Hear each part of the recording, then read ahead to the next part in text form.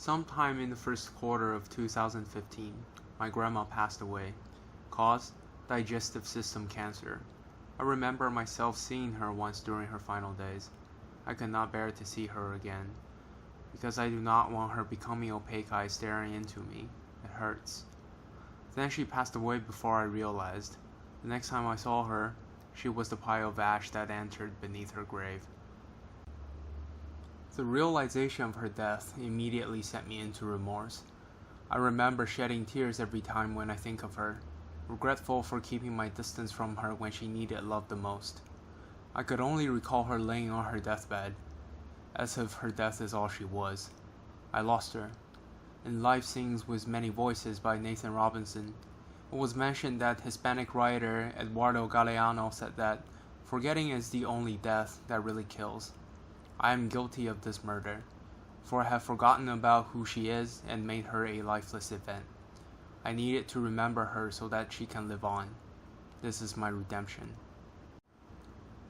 And thus, I began to ask my family and recall my own memories to piece together who Grandma was. Grandma's name is Zhou Jingjin. She was born in a small town in a province next to Shanghai called Zhouzhong during the lunar month October 1941. Her mother passed away when she was young. She was then trained in an athlete school as a kid. Besides her noticeable physique when she was younger, she was well educated to the point of becoming a great elementary school math teacher after she graduated.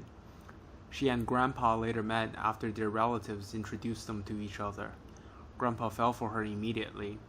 It's funny, because for all I know, Grandpa always called her old lady.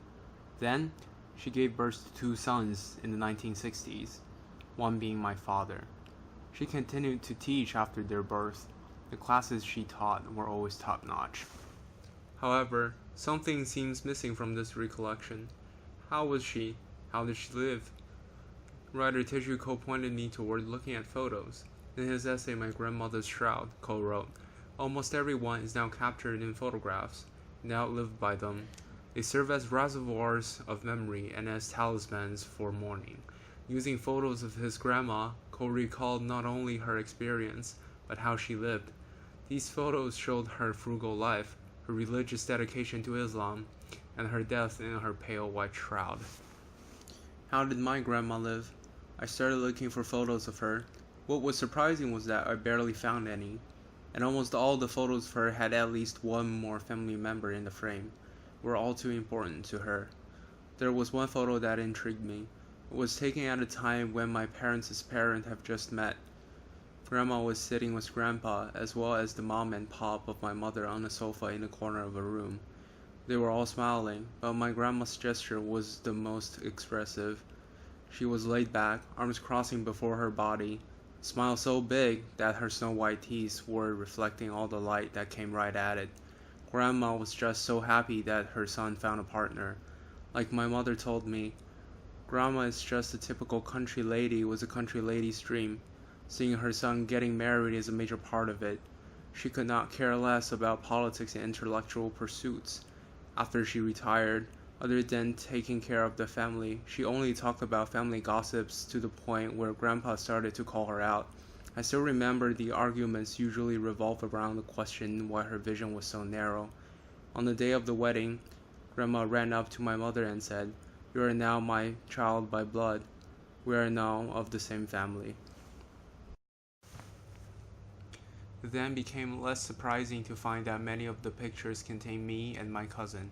She loved us. I recall her waking up at 5 to cook up my breakfast. She remembered exactly how my cousin and I liked our eggs. Soft yolks for him, extra crispy for me. As I shuffled through the photos, another one caught my eye. She was alone this time, no family. It wasn't even taken when she was traveling anywhere. She was just sitting on some kind of fitness equipment with her quilted winter clothing on in an apartment I could not recall. Her white smile was still there. My parents told me that this photo was taken when I was just born. She knew that they were way too busy going on with their work, and thus she came to Beijing to look after me 24/7. She wouldn't even dare to head outside for exercise, and so they thought at least that they should buy her this piece of equipment. She traveled straight into the harsh winter of Beijing just for me. She never really cared, as long as her family was around. as long as I was around. She even tried to take care of us when she was back in her hometown. Occasionally, she would send us the unique rice dumplings she made. She inherited this method of making them from her hometown. The leaves wrapped perfectly around the dumplings without the help of strings. She was the only person I know who would still do it this way. This method of making rice dumplings was the most technical, yet the result was the perfect balance of chewiness and tenderness. The sweetness of the rice and the fragrance of the leaves lingers.